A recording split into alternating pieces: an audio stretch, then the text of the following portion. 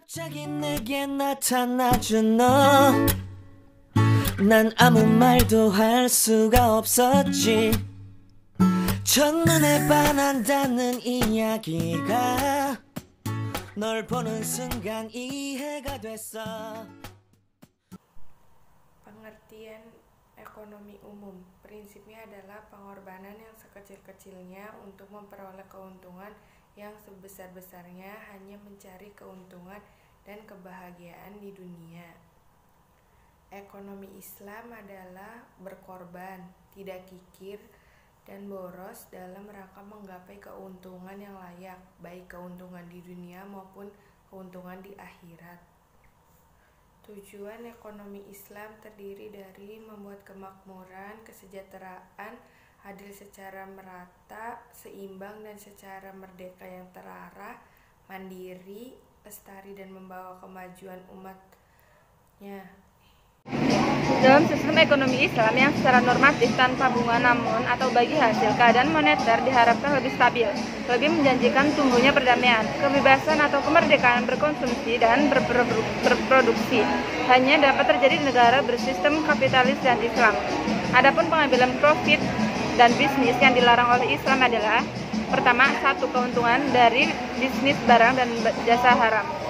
Bisnis yang dilarang oleh Islam adalah bisnis minuman keras, narkoba, jasa kemaksiatan, perjudian, dan praktik riba, serta makanan minuman yang merusakkan jasmani rohani. Sabda Nabi, sesungguhnya Allah mengharamkan jual beli minuman keras, bangkai babi, dan patung.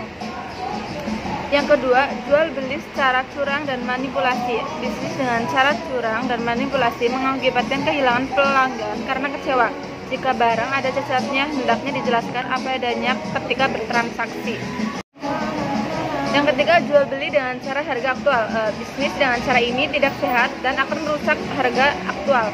Rasulullah melarang jual beli di pertengahan jalur menuju pasar membeli.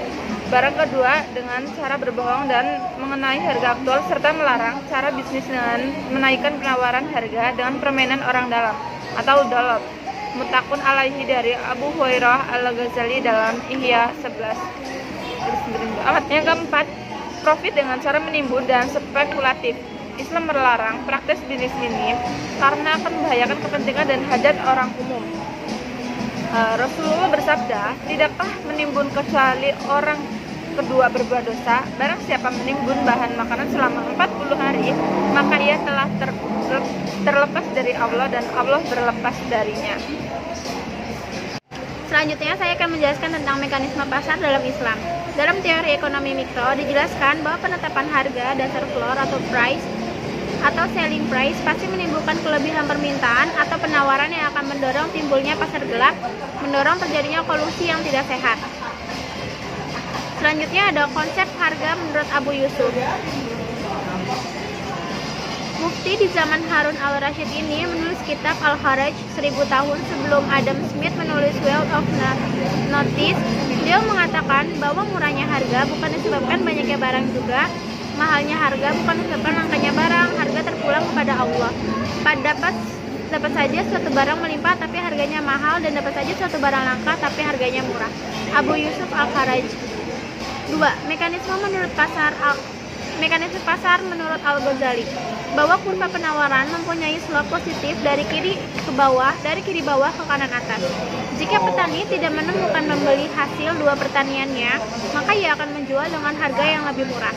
Yang kedua, bila harga mahal suatu barang mahal, seyogyanya permintaan dikurangi untuk menurunkan harga, atau dalam terminologi ekonomi, menggeser kurva permintaan ke kiri. Al-Ghazali juga mengajukan konsep elastisitas harga terhadap permintaan. Pengurangan margin keuntungan dengan menurunkan harga akan mendorong naiknya penjualan dan selanjutnya meningkatkan keuntungan. Yang ketiga, ada pasar yang sehat menurut Ibnu Taimiyah. Dalam kitabnya Al-Hisbah, dia menulis konsep tentang mekanisme pasar. Dalam pasar yang sehat tidak boleh ada hambatan untuk masuk atau keluar dari bisnis tertentu. Tidak adil jika memaksakan orang menjual barang yang tidak diwajibkan oleh syariah atau melarang menjual barang yang boleh diperdagangkan. Ibnu Taimiyah menolak peraturan yang berlebihan bila mekanisme pasar berjalan normal. diyakininya akan membentuk harga yang kompetitif. Namun jika pasar tidak sempurna, beliau menganjurkan campur tangan pemerintah bila para penjual menyimpan barang untuk memperoleh harga yang lebih tinggi padahal masyarakat membutuhkan, maka penjual harus menjualnya. Bila ada elemen-elemen monopoli, terutama untuk barang kebutuhan pokok, pemerintah harus melakukan intervensi untuk menghilangkan kekuatan monopoli dari mempengaruhi jalannya mekanisme pasar yang sehat. Selanjutnya adalah lembaga permodalan atau perbankan. Yang pertama adalah Bank Syariah. Sejarah Ekonomi Indonesia yang ditulis oleh Dr. Muhammad Hatta tentang persyarikatan ekonomi dan bentuk perbankan walaupun masih sederhana. Pada tanggal 18 sampai dengan 20 Agustus 1990, MUI menyelenggarakan lokakarya tentang perbankan. Dikukuhkan pada Munas MUI keempat tanggal 22 sampai dengan 25 Agustus 1990. Atas dasar itu, pada 1 November 1991 didirikanlah Bank Muamalat Indonesia atau BMI. Pada tahun 1992 terbitlah Undang-Undang Nomor 7 tahun 1992 sehingga bermunculan lembaga keuangan Islam dengan nama BMT atau Baitul Ma'al wa Tamwil, berlandaskan pada Quran surat Al-Baqarah ayat 282 yang artinya, hai orang-orang yang beriman, apabila kamu berpiutang hingga masa yang ditetapkan, hendaklah kamu tuliskan perjanjian itu. Ada 3 hal penting yang harus diperhatikan, yaitu yang pertama, pengelola adalah orang yang menguasai prinsip-prinsip perbankan dan juga prinsip muamalah. Yang kedua adalah bank beroperasi berdasar pedoman operasional bank syariah. Yang ketiga adalah adanya Dewan Pengawas Syariah yang bertugas mengawasi operasional perbankan. Misi dan fungsi Bank Islam. Hasil yang pertama adalah membantu mengembangkan UKM. Yang kedua adalah memajukan usaha penghimpunan dana zakat, infak, sodako, agar dapat diarahkan penggunanya untuk mengentaskan masyarakat dari kemiskinan.